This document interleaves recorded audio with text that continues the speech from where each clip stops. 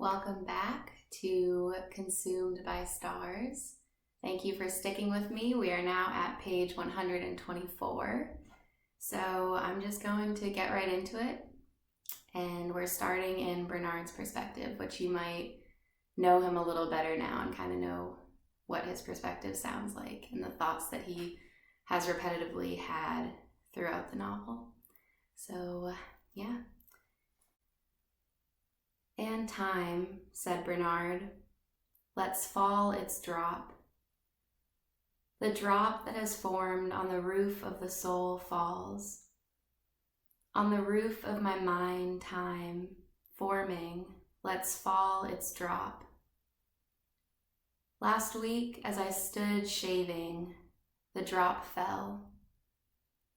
I, standing with my razor in my hand, became suddenly aware of the merely habitual nature of my action. This is the drop forming. And congratulated my hands, ironically, for keeping at it.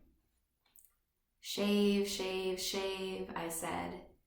Go on shaving. The drop fell.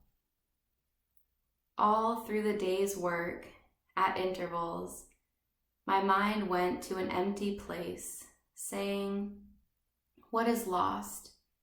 What is over? And over and done with, I muttered. Over and done with.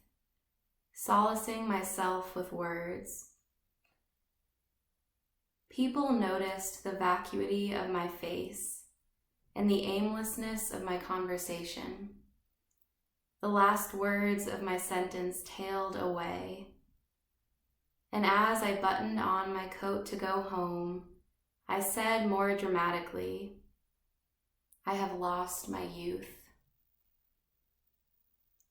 It is curious how, at every crisis, some phrase which does not fit insists upon coming to the rescue. The penalty of living in an old civilization with a notebook.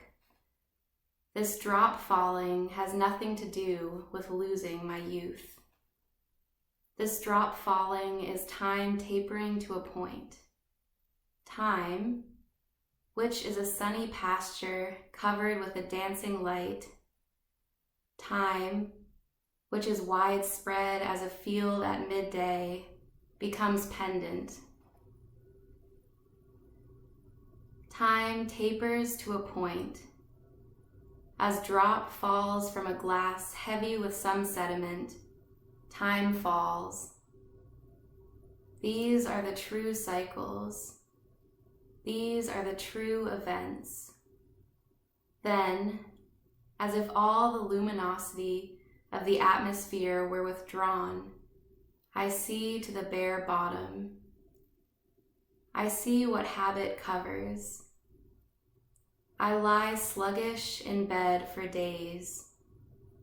I dine out and gape like a codfish. I do not trouble to finish my sentences, and my actions, usually so uncertain, acquire a mechanical precision. On this occasion, passing an office, I went in and bought, with all the composure of a mechanical figure, a ticket for Rome. Now I sit on a stone seat in these gardens, surveying the eternal city, and the little man who was shaving in London 5 days ago looks already like a heap of old clothes. London has also crumbled. London consists of fallen factories and a few gasometers. At the same time, I am not involved in this pageantry. I see the violet-sashed priests and the picturesque nursemaids. I notice externals only. I sit here like a convalescent, like a very simple man who knows only words of one syllable.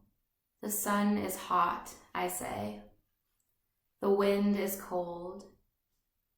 I feel myself carried round like an insect on top of the earth and could swear that sitting here, I feel its hardness, its turning movement.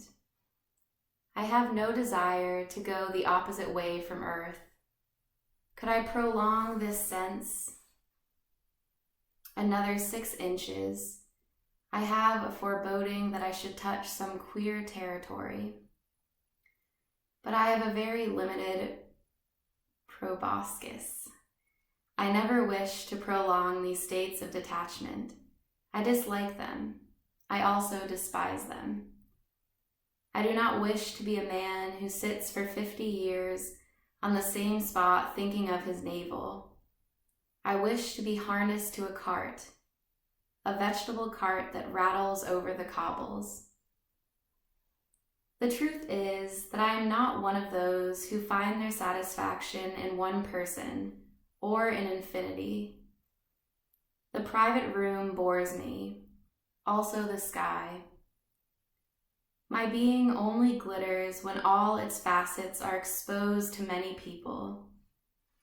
Let them fail, and I am full of holes, dwindling like burnt paper. Oh, Mrs. Moffat, I say, come and sweep it all up. Things have dropped from me. I have outlived certain desires. I have lost friends, some by death, Percival. Others through sheer inability to cross the street. I am not so gifted as at one time seemed likely. Certain things lie beyond my scope. I shall never understand the harder problems of philosophy. Rome is the limit of my traveling.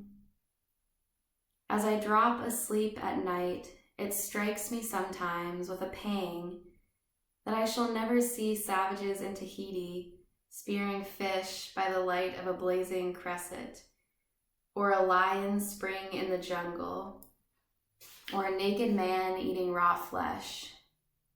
Nor shall I learn Russian or read the Vedas. I shall never again walk bang into the pillar box, but still a few stars fall through my night, beautifully, from the violence of that concussion. But as I think, truth has come nearer. For many years I crooned complacently, my children, my wife, my house, my dog. As I let myself in with the latchkey, I would go through the familiar ritual and wrap myself in those warm coverings. Now that lovely veil has fallen. I do not want possessions now. Note: an Italian washerwoman stands on the same rung of physical refinement as the daughter of an English duke. But let me consider. The drop falls. Another stage has been reached, stage upon stage. And why should there be an end of stages? And where do they lead? To what conclusion? For they come wearing robes of solemnity. In these dilemmas, the devout consult those violet-sashed and sensual-looking gentry who are trooping past me. But for ourselves, we resent teachers. Let a man get up and say, "Behold, this is the truth." And instantly I perceive a sandy cat filching a piece of fish in the background. "Look, you have forgotten the cat," I say. So Neville, at school, in the dim chapel, raged at the sight of the doctor's crucifix. I, who am always distracted, whether by a cat or by a bee, buzzing round the bouquet that Lady Hampton keeps so diligently pressed to her nose, at once make up a story and so obliterate the angles of the crucifix. I have made up thousands of stories. I have filled innumerable notebooks with phrases to be used when I have found the true story, the one story to which all these phrases refer. But I have never yet found that story, and I begin to ask, are there stories? Look now from this terrace at the swarming population beneath. Look at the general activity and clamor. That man is in difficulties with his mule. Half a dozen good-natured loafers offer their services. Others pass by without looking. They have as many interests as there are threads in a skein. Look at the sweep of the sky, bowled over by round white clouds. Imagine the leagues of level land and the aqueducts and the broken Roman pavement and the tombstones in the Campagna and beyond the Campagna, the sea. Then again more land, then the sea. I could break off any detail in all that prospect, say the mule cart, and describe it with the greatest ease. But why describe a man in trouble with his mule? Again, I could invent stories about that girl coming up the steps. She met him under the dark archway. "It is over," he said, turning from the cage where the china parrot hangs. Or simply, that was all. But why impose my arbitrary design? Why stress this and shape that, and twist up little figures like the toys men sell in trays in the street? Why select this out of all of that, one detail? Here am I shedding one of my life skins, and all they will say is, "Bernard is spending 10 days in Rome." Here am I, marching up and down this terrace alone, unoriented. But observe how dots and dashes are beginning, as I walk, to run themselves into continuous lines, how things are losing the bald, the separate identity that they had as I walked up those steps. The great red pot is now a reddish streak in a wave of yellowish green. The world is beginning to move past me like the banks of a hedge when the train starts, like the waves of the sea when a steamer moves. I am moving too, and becoming involved in the general sequence when one thing follows another, and it seems inevitable that the tree should come, then the telegraph pole, then the break in the hedge. And as I move, surrounded, included in taking part, the usual phrases begin to bubble up, and I wish to free these bubbles from the trapdoor in my head and direct my steps, therefore, towards that man, the back of whose head is half familiar to me. We were together at school. We shall undoubtedly meet. We shall certainly lunch together. We shall talk. But wait, one moment, wait. These moments of escape are not to be despised. They come too seldom. Tahiti becomes possible. Leaning over this parapet, I see far out a waste of water. A fin turns. This bare visual impression is unattached to any line of reason. It springs up, as one might see the fin of a porpoise on the horizon. Visual impressions often communicate, thus briefly, statements that we shall in time to come uncover and coax into words. I note under F, therefore, fin in a waste of waters. I, who am perpetually making notes in the margin of my mind for some final statement, make this mark, waiting for some winter's evening. Now I shall go and lunch somewhere. I shall hold my glass up. I shall look through the wine. I shall observe with more than my usual detachment. And when a pretty woman enters the restaurant and comes down the room between the tables, I shall say to myself, look where she comes against a waste of waters. a meaningless observation, but to me, solemn, slate-colored, with a fatal sound of ruining worlds and waters falling to destruction. So, Bernard, I recall you, the usual partner in my enterprises. Let us begin with this new chapter and observe the formation of this new, this unknown, strange, altogether unidentified and terrifying experience, the new drop, which is about to shape itself.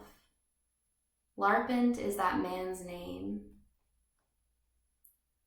In this hot afternoon, said Susan, here in this garden, here in this field where I walk with my son, I have reached the summit of my desires. The hinge of the gate is rusty. He heaves it open.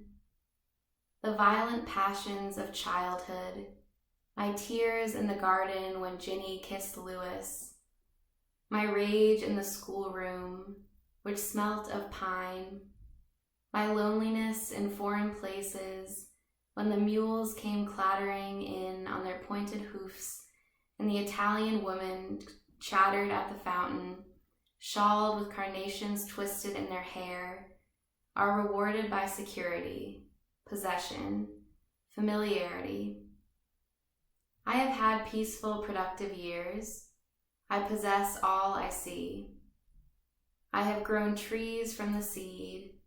I have made ponds in which goldfish hide under the broad-leaved lilies. I have netted over strawberry beds and lettuce beds, and stitched the pears and the plums into white bags to keep them safe from the wasps. I have seen my sons and daughters, once netted over like fruit in their cots, break the meshes and walk with me, taller than I am, casting shadows on the grass.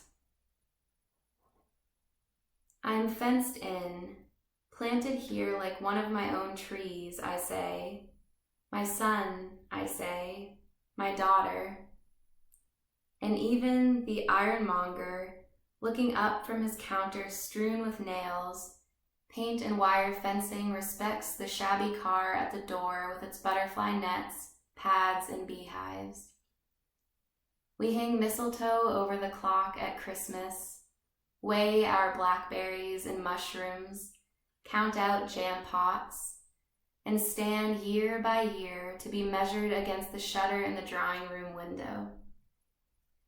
I also make wreaths of white flowers, twisting silver-leaved plants among them for the dead, attaching my card with sorrow for the dead shepherd, with sympathy for the wife of the dead carter, and sit by the beds of dying women who murmur their last terrors, who clutch my hand, frequenting rooms intolerable except to one born, as I was, and early acquainted with the farmyard and the dung heap, and the hens straying in and out, and the mother with 2 rooms and growing children.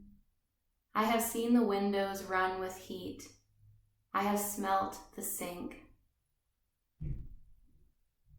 I ask now, standing with my scissors among my flowers, where can the shadow enter? What shock can loosen my laboriously gathered, relentlessly pressed down life? Yet sometimes I am sick of natural happiness and fruit growing, and children scattering the house with oars, guns, skulls, books won for prizes and other trophies. I am sick of the body.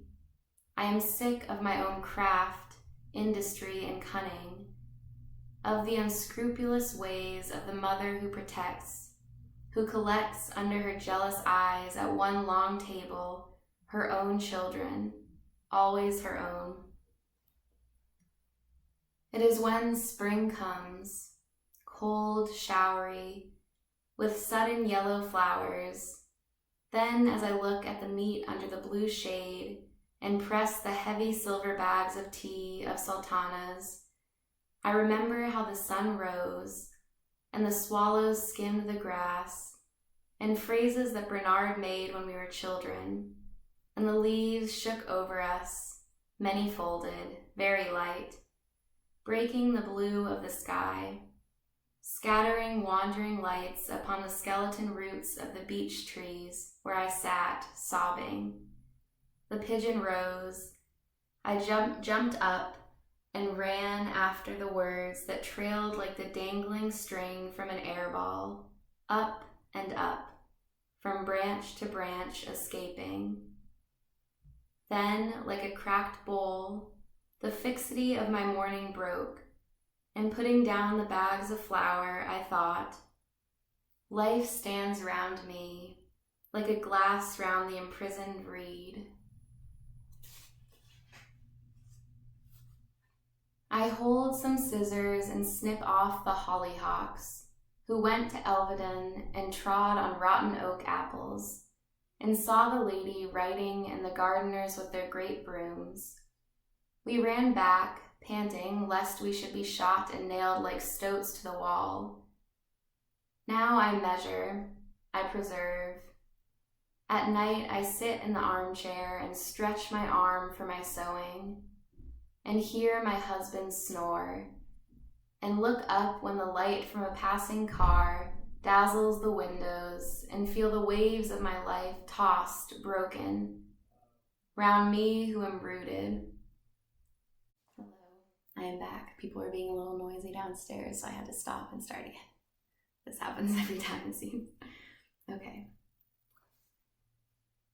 And hear cries, and see others' lives eddying like straws round the piers of a bridge, while I push my needle in and out and draw my thread through the calico. I think sometimes of Percival, who loved me. He rode and fell in India. I think sometimes of Rhoda. Uneasy cries wake me at the dead of night, but for the most part, I walk content with my sons. I cut the dead petals from hollyhocks, rather squat, gray before my time, but with clear eyes, pear-shaped eyes, I pace my fields. Here I stand, said Ginny, in the tube station where everything that is desirable meets. Piccadilly South Side, Piccadilly North Side, Regent Street, and the Haymarket. I stand for a moment under the pavement in the heart of London. Innumerable wheels rush and feet press just over my head. The great avenues of civilization meet here and strike this way and that. I am in the heart of life. But look, there is my body in that looking glass. How solitary, how shrunk, how aged. I am no longer young. I am no longer part of the procession. Millions descend those stairs in a terrible descent. Great wheels churn inexorably, urging them downwards. Millions have died. Percival died. I still move, I still live, but who will come if I signal? Little animal that I am, sucking my flanks in and out with fear, I stand here palpitating, trembling, but I will not be afraid. I will bring the whip down on my flanks. I am not a whimpering little animal making for the shadow. It was only for a moment, catching sight of myself before I had the time to prepare myself as I always prepare myself for the sight of myself, that I quailed. It is true, I am not young. I shall soon raise my arm in vain, and my scarf will fall to my side without having signaled. I shall not hear the sudden sigh in the night and feel through the dark someone coming. There will be no reflections in window panes in dark tunnels. I shall look into faces, and I shall see them seek some other face. I admit for one moment the soundless flight of upright bodies down the moving stairs, like the pinioned and terrible descent of some army of the dead downwards, and the churning of the great engines remorselessly forwarding us, all of us, onwards, made me cower and run for shelter. But now I swear, making deliberately in front of the glass those slight preparations that equip me, I will not be afraid. Think of the superb omnibuses, red and yellow, stopping and starting, punctually in order. Think of the powerful and beautiful cars that now slow to a foot's pace and now shoot forward. Think of men, think of women, equipped, prepared, driving onward. This is the triumphant procession. This is the army of victory with banners and brass eagles and heads crowned with laurel leaves won in battle. They are better than savages in loincloths, and women whose hair is dank, whose long breasts sag, with children tugging at their long breasts. These broad thoroughfares, Piccadilly South, Piccadilly North, Regent Street, and the Haymarket, are sanded paths of victory driven through the jungle. I too, with my little patent leather shoes, my handkerchief that is but a film of gauze, my reddened lips, and my finely penciled eyebrows, march to victory with the band. Look how they show off clothes here, even underground, in a perpetual radiance. They will not let the earth even lie wormy and sodden. There are gauzes and silks illumined in glass cases and underclothes trimmed with a million close stitches of fine embroidery. Crimson, green, violet, they are dyed of all colors. Think how they organize, roll out, smooth, dip in dyes, and drive tunnels blasting the rock. Lifts rise and fall, trains stop, trains start as regularly as the waves of the sea. This is what has my adhesion. I am a native of, This is what has my adhesion. I am a native of this world. I follow its banners. How could I run for shelter when they are so magnificently adventurous, daring? Curious too, and strong enough in the midst of effort to pause and scrawl with a free hand a joke upon the wall. Therefore, I will powder my face and redden my lips. I will make the angle of my eyebrows sharper than usual. I will rise to the surface, standing erect with the others in Piccadilly Circus. I will sign with a sharp gesture to a cab whose driver will signify by some indescribable alacrity his understanding of my signals. For I still excite eagerness. I still feel the bowing of men in the street, like the silent stoop of the corn where the light wind blows, ruffling it red. I will drive to my own house. I will fill the vases with lavish, with luxurious, with extravagant flowers, nodding in great bunches. I will place one chair there, another here. I will put ready cigarettes, glasses, and some gaily covered new unread book in case Bernard comes, or Neville or Lewis. But perhaps it will not be Bernard, Neville, or Lewis, but somebody new, somebody unknown, somebody I passed on a staircase. And just turning as we passed, I murmured, "Come." He will come this afternoon. Somebody I do not know, somebody new. Let the silent army of the dead descend. I march forward. I no longer need a room now, said Neville, or walls and firelight. I am no longer young. I pass Ginny's house without envy and smile at the young man who arranges his tie a little nervously on the doorstep. Let the dapper young man ring the bell. Let him find her. I shall find her if I want her. If not, I pass on. The old corrosion has lost its bite. Envy, intrigue, and bitterness have been washed out. We have lost our glory too. When we were young, we sat anywhere, on bare benches in drafty halls, with the doors always banging. We tumbled about half naked like boys on the deck of a ship, squirting each other with hose pipes. Now I could swear that I like people pouring profusely out of the tube when the day's work is done, unanimous, indiscriminate, uncounted. I have picked my own fruit. I look dispassionately. After all, we are not responsible. We are not judges. We are not called upon to torture our fellows with thumbscrews and irons. We are not called upon to mount pulpits and lecture them on pale Sunday afternoons.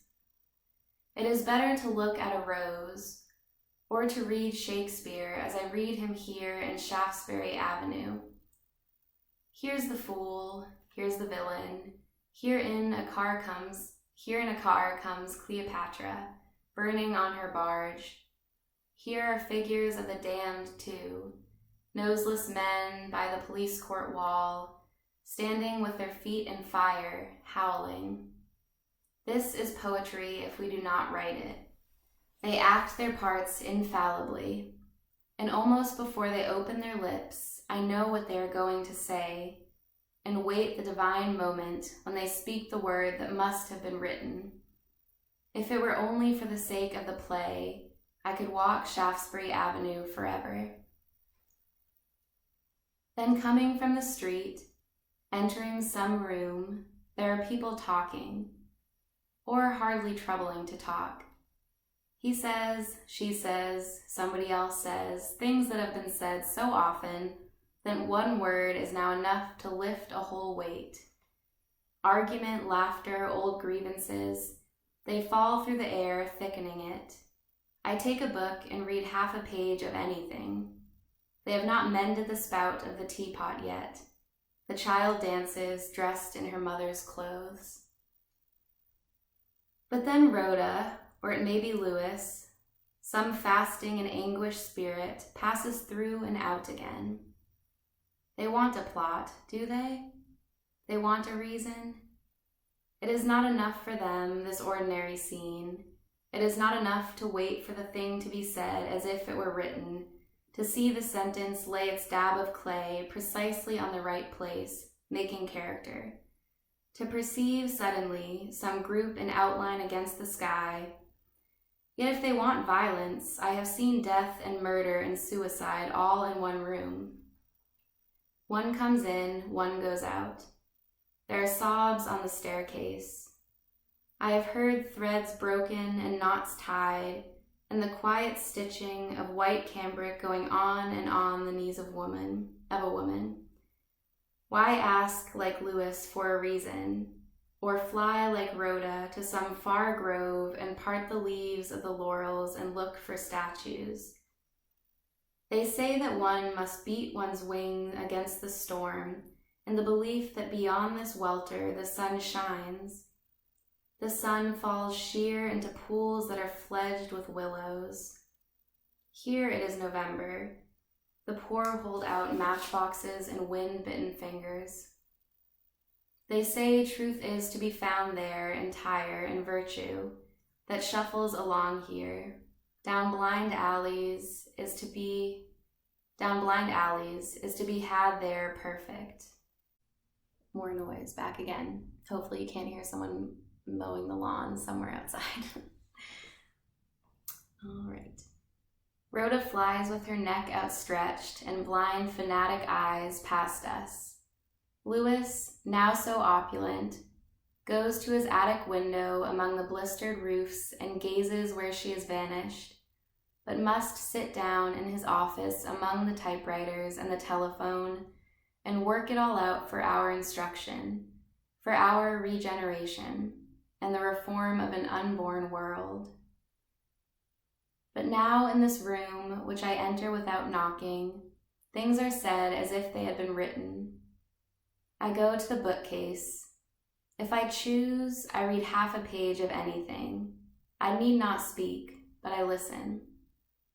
I am marvelously on the alert. Certainly one cannot read this poem without effort.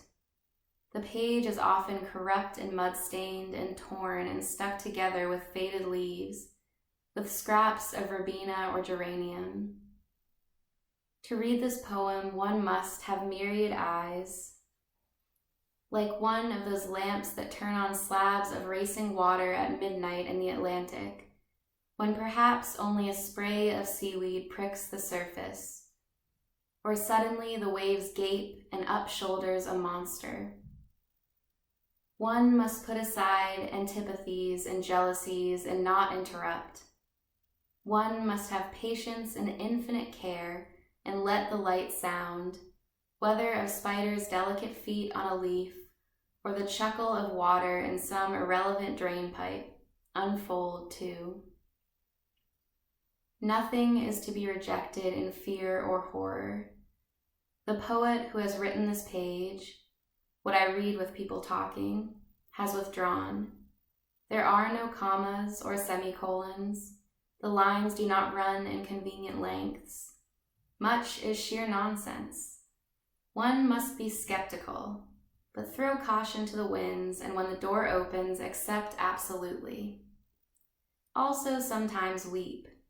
Also cut away ruthlessly with a slice of the blade's soot, bark, hard accretions of all sorts. And so, while they talk, let down one's net deeper and deeper, gently draw in and bring to the surface what he said and she said and make poetry. Now I have listened to them talking. They have gone now. I am alone.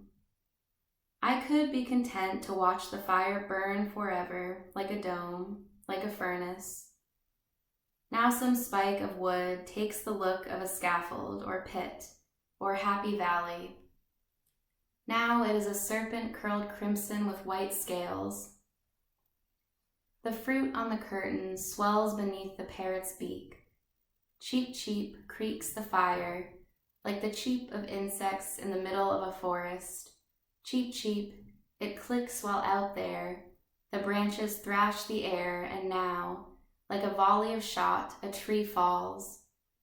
These are the sounds of a London night. Then I hear the one sound I wait for. Up and up it comes, approaches, hesitates, stops at my door.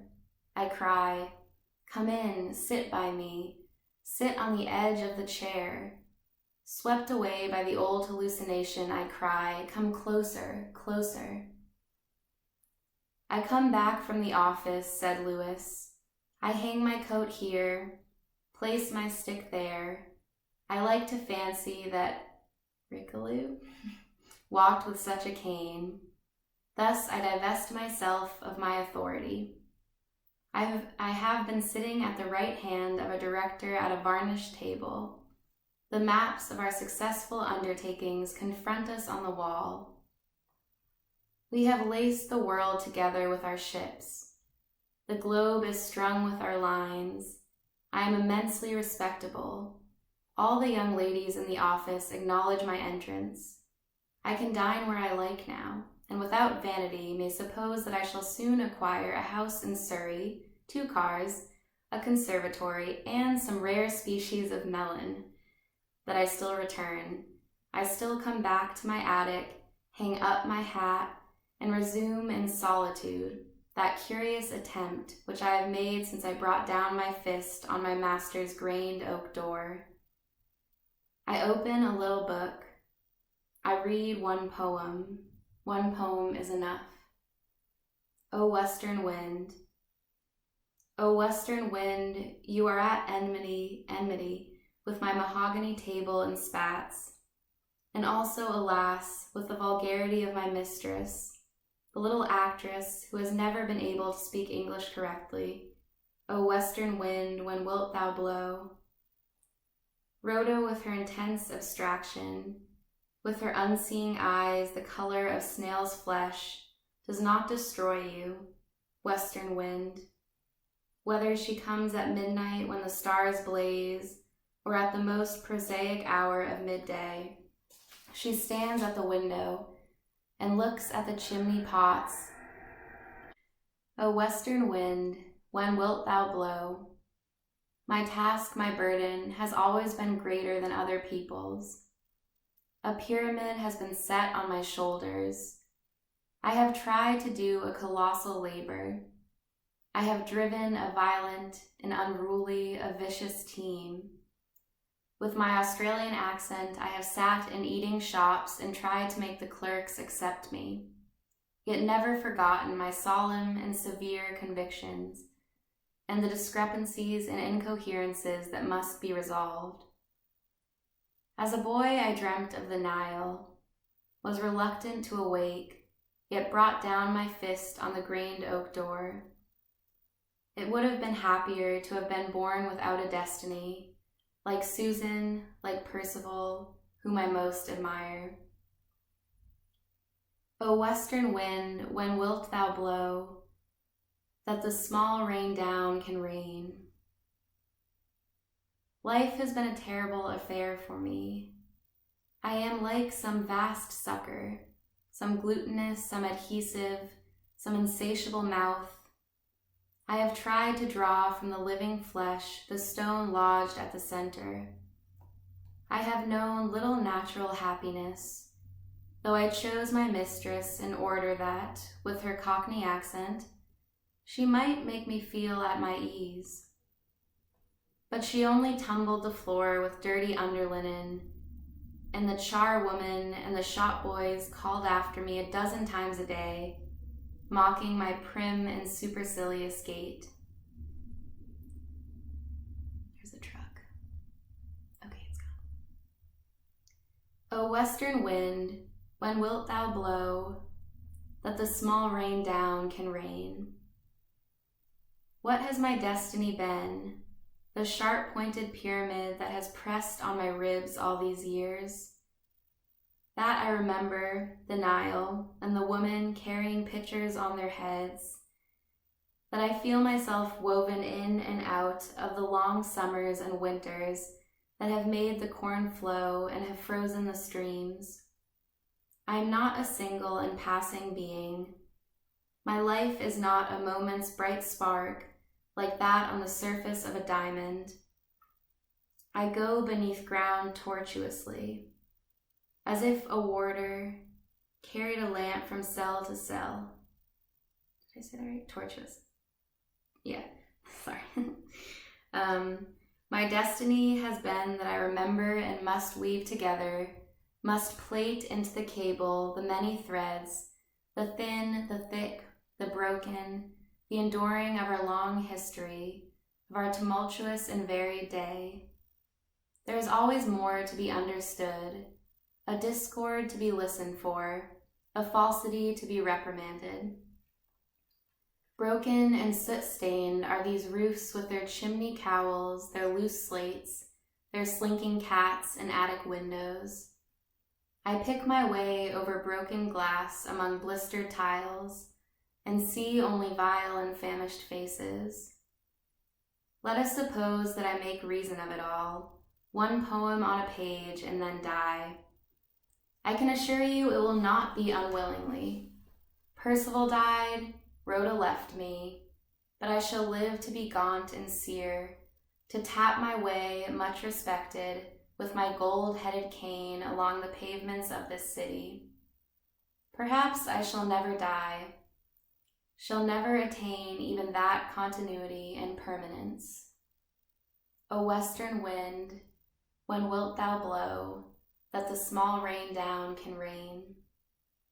Percival was flowering with green leaves and was laid in the earth with all his branches still sighing in the summer wind.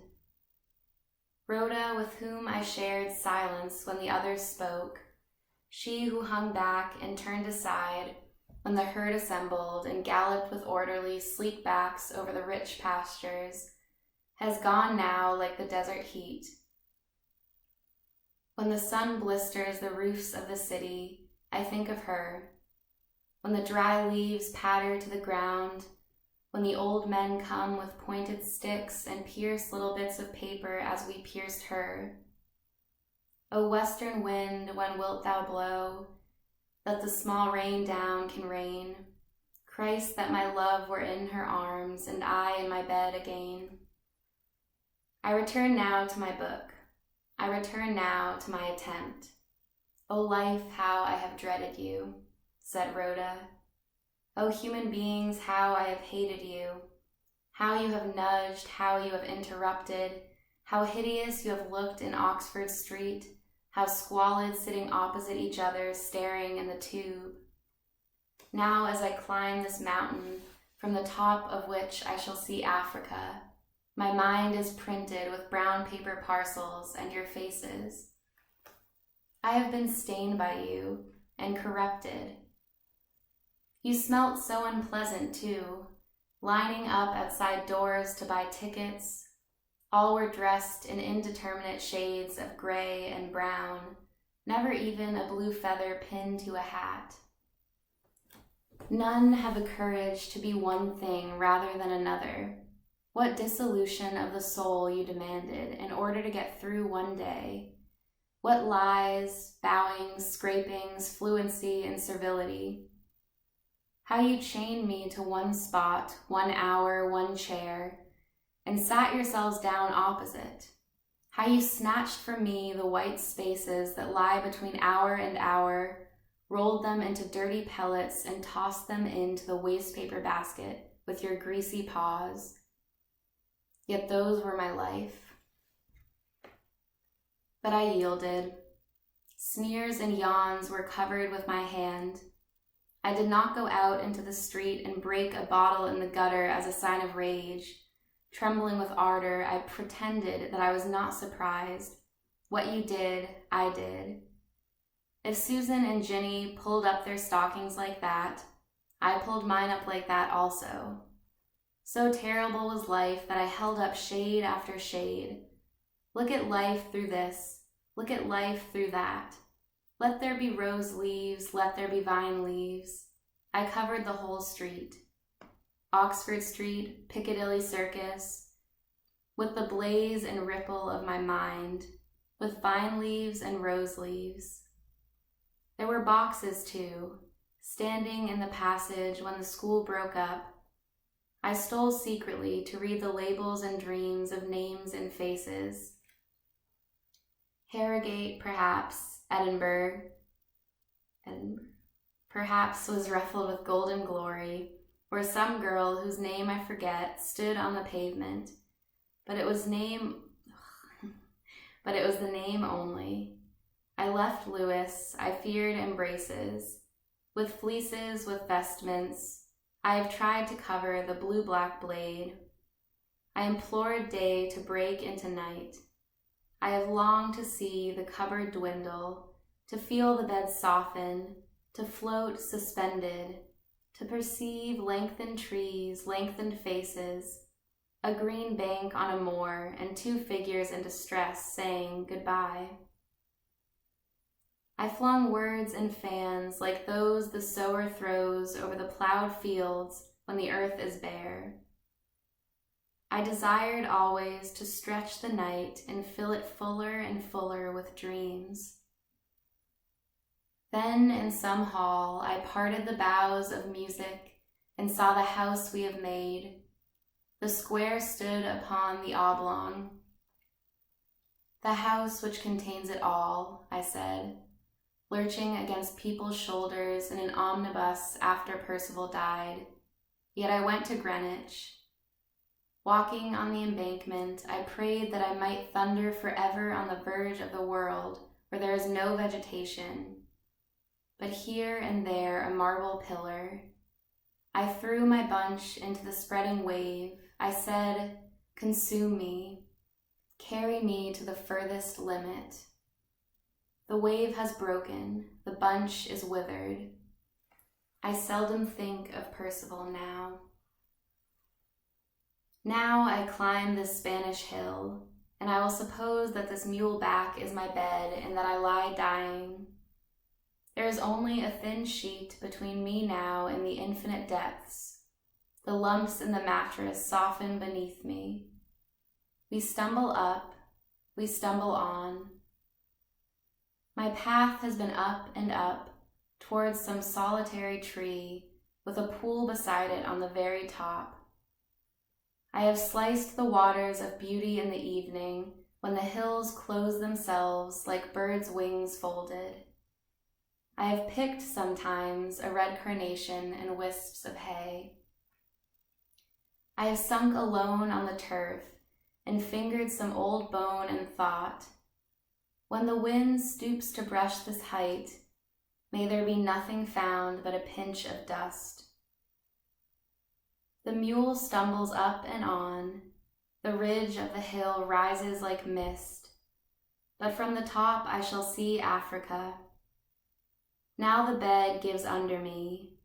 The sheets spotted with yellow holes let me fall through. The good woman with a face like a white horse at the end of the bed makes a valedictory movement and turns to go. Who then comes with me? Flowers only. The cowbind and the moonlight-colored May. Gathering them loosely in a sheaf, I made of them a garland and gave them, oh, to whom? We launch out now over the precipice. Beneath us lie the lights of the herring fleet. The cliffs vanish, rippling small, rippling gray. Innumerable waves spread beneath us. I touch nothing, I see nothing. We may sink and settle on the waves. The sea will drum in my ears. The white petals will be darkened with seawater. They will float for a moment and then sink. Rolling me over the waves will shoulder me under. Everything falls in a tremendous shower, dissolving me. Yet that tree has bristling branches that is the hard line of a cottage roof. Those bladder shapes painted red and yellow are faces. Putting my foot to the ground, I step gingerly and press my hand against the hard door of a Spanish inn. Now is one of the little middle passages that is in each transition, where it's just usually descriptions of a sunrise or a sunset. So, yeah, transition. The sun was sinking. The hard stone of the day was cracked, and light poured through its splinters. Red and gold shot through like waves, and rapid running arrows, feathered with darkness. Erratically rays of light flashed and wandered, like signals from sunken islands, or darts shot through laurel groves by shameless laughing boys. But the waves, as they neared the shore, were robbed of light and fell in one long concussion, like a wall falling, a wall of gray stone unpierced by any chink of light. A breeze rose. A shiver ran through the leaves, and thus stirred they lost their brown destiny and became gray or white, as the tree shifted its mass, winked and lost its domed uniformity. The hawk poised on the topmost branch, flicked its eyelids and rose and sailed and soared far away. The wild plover cried in the marshes, evading, circling, and crying further off in loneliness. The smoke of trains and chimneys was stretched and torn and became part of the fleecy canopy that hung over the sea and the fields. Now the corn was cut. Now only a brisk stubble was left of all its flowing and waving. Slowly a great owl launched itself from the elm tree and swung and rose, as if on a line that dipped to the height of the cedar. On the hills the slow shadows now broadened, now shrank, as they passed over. The pool on the top of the moor looked blank. No furry face looked there, or hoof splashed, or hot muzzle seethed in the water. A bird perched on an ash-colored twig, sipped a beak full of cold water. There was no sound of cropping, and no sound of wheels, but only the sudden roar of the wind letting its sails fill and brushing the tops of the grasses. One bone lay rain-pocked and sun-bleached till it shone like a twig that the sea had polished. The tree that had burnt foxy red in the spring and in midsummer, bent pliant leaves to the south wind, was now black as iron and as bare. The land was so distant that no shining roof or glittering window could be any longer seen. The tremendous weight of the shadowed earth had engulfed such frail fetters, such snail-shell encumbrances. Now there was only the liquid shadow of the cloud, the buffeting of the rain, a single darting spear of sunshine, or the sudden bruise of the rainstorm. Solitary trees marked distant hills like obelisks. The evening sun, whose heat had gone out of it, and whose burning spot of intensity had been diffused, made chairs and tables mellower and inlaid them with lozenges of brown and yellow. Lined with shadows, their weight seemed more ponderous, as if color, tilted, had run to one side. Here lay knife, fork, and glass, but lengthened, swollen, and made portentous. Rimmed in a gold circle, the looking-glass held the scene immobile, as if everlasting in its eye. Meanwhile, the shadows lengthened on the beach, the blackness deepened. The iron-black boot became a pool of deep blue. The rocks lost their hardness. The water that stood round the old boat was dark, as if mussels had been steeped in it. The foam had turned livid and left here and there a white gleam of pearl on the misty sand. Now we're into Bernard's perspective again. "Hampton Court," said Bernard. "Hampton Court, this is our meeting place. Behold the red chimneys, the square battlements of Hampton Court. The tone of my voice as I say Hampton Court proves that I am middle-aged. 15 years ago, I should have said, Hampton Court? With interrogation. What will it be like? Will there be lakes, mazes, or with anticipation? What is going to happen to me there? Whom shall I meet? Now Hampton Court, Hampton Court. The words beat a gong in the space which I have so laboriously cleared with half a dozen telephone messages and postcards, give off ring after ring of sound, blooming, sonorous. And pictures rise, summer afternoons, boats, old ladies holding their skirts up, one urn in winter, some daffodils in March. These all float to the top of the waters that now lie deep on every scene.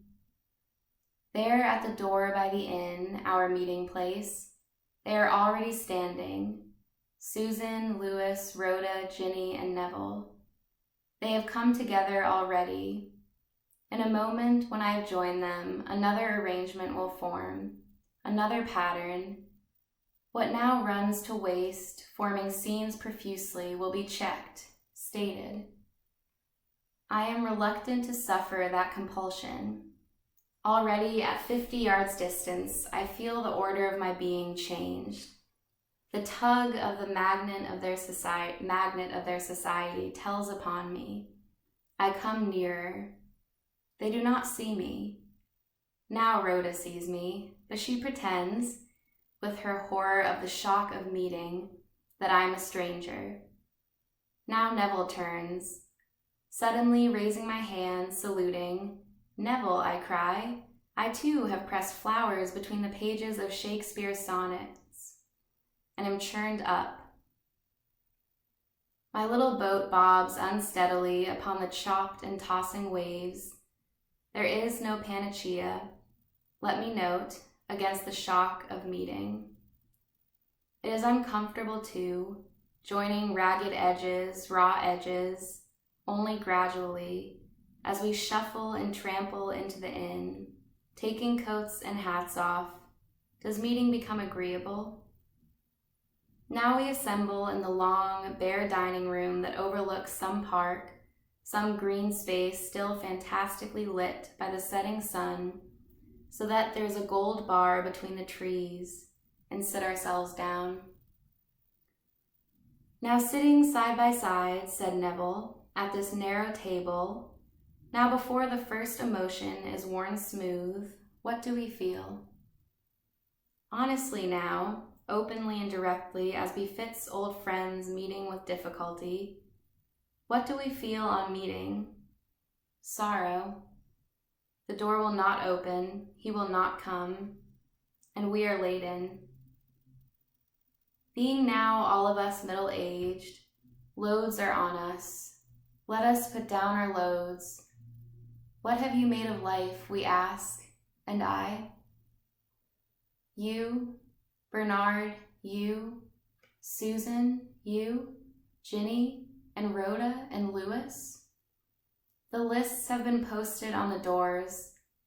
Before we break these rolls and help ourselves to fish and salad, I feel in my private pocket and find my credentials, what I carry to prove my superiority. I have passed, I have papers in my private pocket that prove it. But your eyes, Susan, full of turnips and cornfields, disturb me. These papers in my private pocket, the clamor that proves I have passed, make a faint sound like that of an old man clapping in an empty field to scare away the rocks. Oh no, scare away rooks. Now it has died down altogether.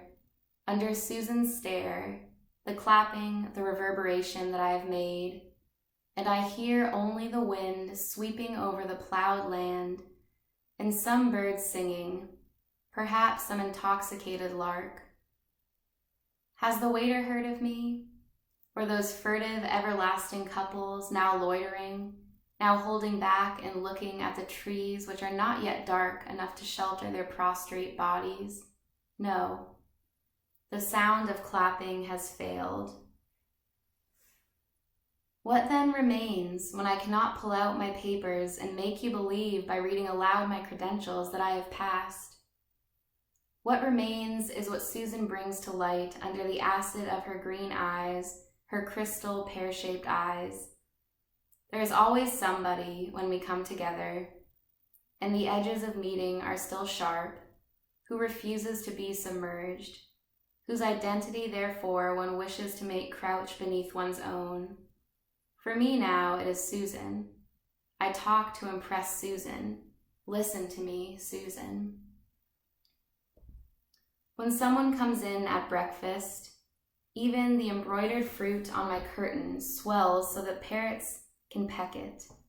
One can break it off between one's thumb and finger. The thin skimmed milk of early morning turns opal blue rose. At that hour, your husband, the man who slapped his gaiters, pointing with his whip at the barren cow, grumbles. You say nothing. You see nothing. Custom blinds your eyes. At that hour, your relationship is mute, null, dun-colored. Mine at that hour is warm and various. There are no repetitions for me. Each day is dangerous. Smooth on the surface, we are all bone beneath like snakes coiling. Suppose we read the Times. Suppose we argue. It is an experience. Suppose it is winter. The snow falling loads down the roof and seals us together in a red cave. The pipes have burst. We stand a yellow tin bath in the middle of the room. We rush helter-skelter for basins. Look there, it has burst again over the bookcase. We shout with laughter at the sight of ruin. Let solidity be destroyed. Let us have no possessions. Or is it summer?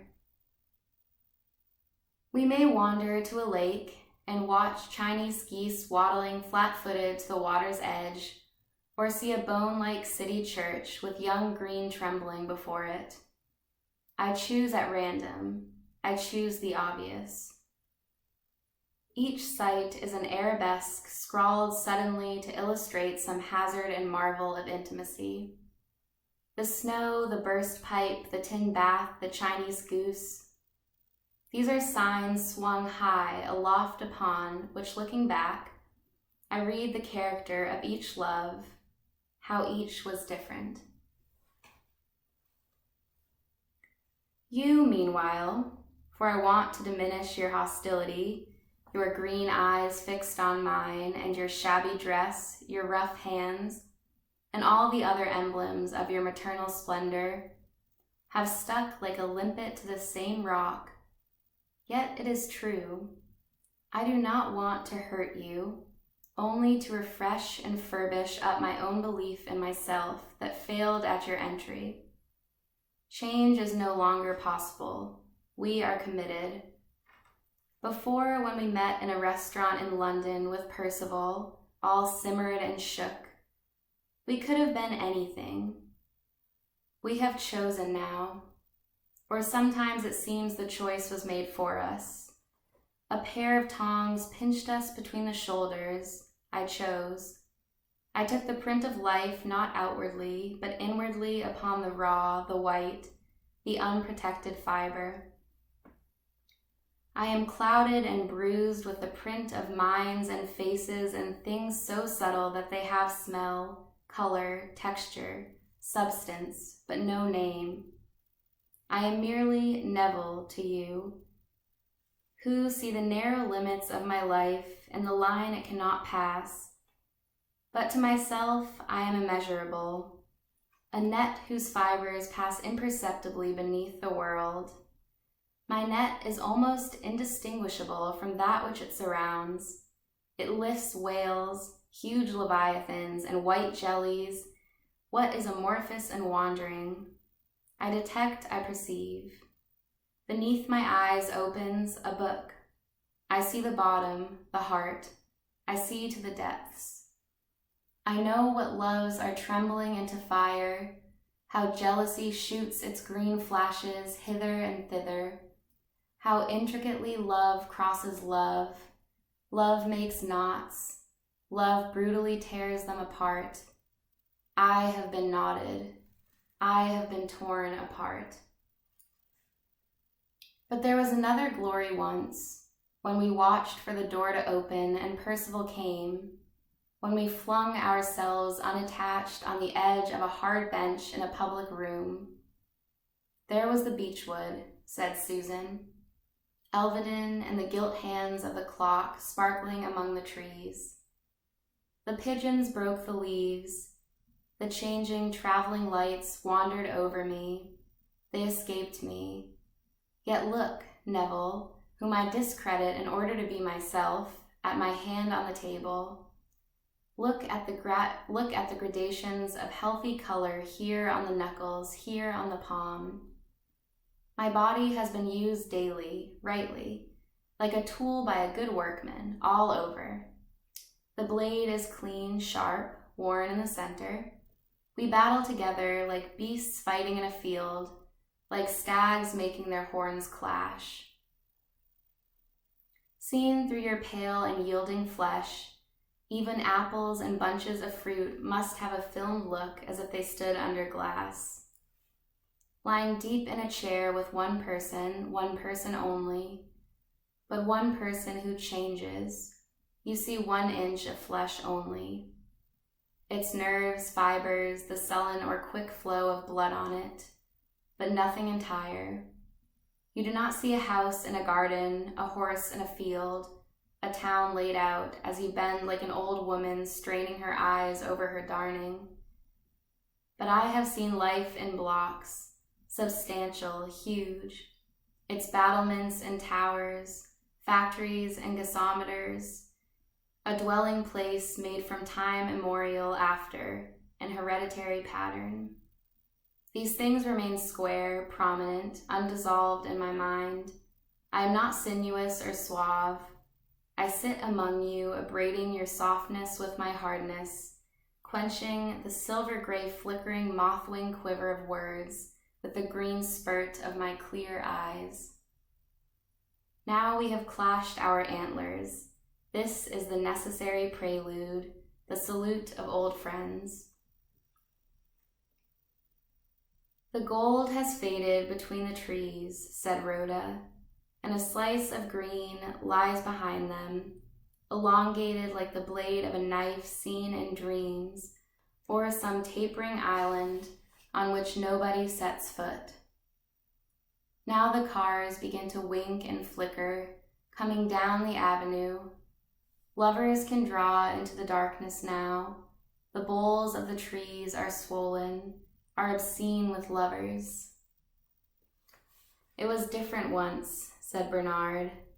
Once we could break the current as we chose.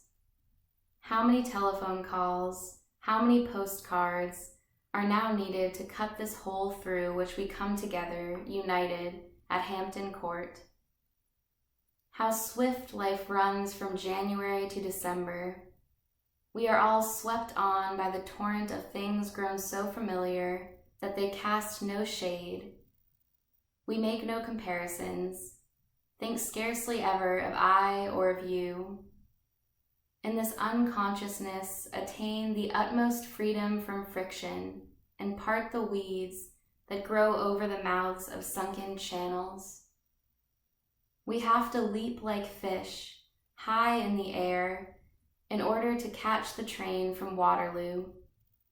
And however high we leap, we fall back again into the stream. I shall never now take ship for the South Sea Islands. A journey to Rome is the limit of my traveling. I have sons and daughters. I am wedged into my place in the puzzle. But it is only my body, this elderly man here whom you call Bernard, that is fixed irrevocably. So I desire to believe. I think more disinterestedly that I could when I was young and must dig furiously like a child rummaging in a bran pie to discover myself. Look, what is this and this? Is this going to be a fine present? Is that at all? And so on. Now I know what the parcels hold and do not care much. I throw my mind out in the air as a man throws seeds in great fan flights, falling through the purple sunset, falling on the pressed and shining plough land which is bare. A phrase, an imperfect phrase. And what are phrases? They have left me very little to lay on the table beside Susan's hand, to take from my pocket, with Neville's credentials. I am not an authority on law or medicine or finance. I am wrapped round with phrases like a damp straw. I glow phosphorescent, and each of you feels when I speak. I am lit up, I am glowing. The little boys used to feel, that's a good one, that's a good one, as the phrases bubbled from my lips under the elm trees in the playing fields. They too bubbled up. They also escaped with my phrases. But I pine in solitude. Solitude is my undoing. I pass from house to house like the friars in the Middle Ages who cozen the wives and girls with beads and ballads. I am a traveler, a peddler, paying for my lodging with a ballad. I am an indiscriminate, an easily pleased guest, often putting up in the best room in a four-poster, then lying in a barn on a haystack. I don't mind the fleas and find no fault with silk either. I am very tolerant. I am not a moralist. I have too great a sense of the shortness of life and its temptations to rule red lines. Yet I am not so indiscriminate as you think, judging me, as you judge me. From my fluency, I have a little dagger of contempt and severity hidden up my sleeve, but I am apt to be deflected. I make stories, I twist up toys out of anything. A girl sits at a cottage door, she is waiting, for whom? Seduced or not seduced? The headmaster sees the hole in the carpet, he sighs. His wife, drawing her fingers through the waves of her still abundant hair, reflects, etc. Waves of hands, hesitations at street corners, someone dropping a cigarette into the gutter, are all stories, but which is the true story? That I do not know. Hence, I keep my phrases hung like clothes in a cupboard, waiting for someone to wear them. Thus waiting, thus speculating, making this note and then another. I do not cling to life. I shall be brushed like a bee from a sunflower. My philosophy, always accumulating, welling up moment by moment, runs like quicksilver a dozen ways at once. By Lewis, wild-eyed but severe, in his attic, in his office, has formed unalterable conclusions upon the true nature of what is to be known. It breaks, said Lewis, the thread I try to spin. Your laughter breaks it. Your indifference, also your beauty. Ginny broke the thread when she kissed me in the garden years ago. The boasting boys mocked me at school for my Australian accent and broke it. This is the meaning, I say, and then start with a pang, vanity. Listen, I say, to the nightingale who sings among the trampling feet, the conquests and migrations, believe, and then am twitched asunder.